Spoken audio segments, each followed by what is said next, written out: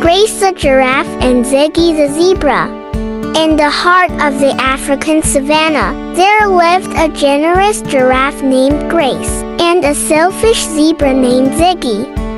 Grace was known throughout the animal kingdom for her kindness and willingness to help others in need.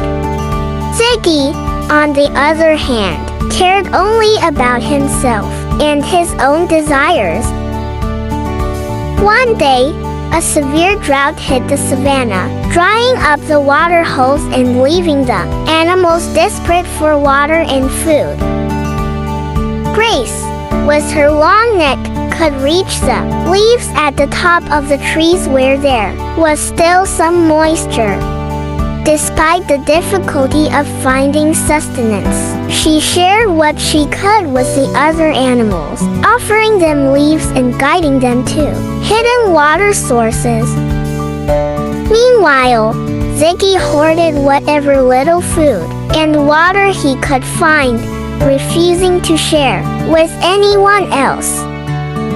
He believed that looking out for himself was the only way to survive in the harsh savannah. As the drought worsened, the other animals grew weaker and more desperate. They pleaded with Ziggy to share his resources, but he turned a deaf ear to their cries. One day, Grace stumbled upon Ziggy lying weak and exhausted under a tree, surrounded by his hoarded food and water. Despite his selfishness, Grace couldn't bear to see another creature suffer. She used her long neck to nudge Ziggy towards a nearby water hole and offered him some of her own food. Shocked by Grace's kindness, Ziggy realized the error of his ways. He had been so focused on himself that he had overlooked the joy and fulfillment that came from helping others.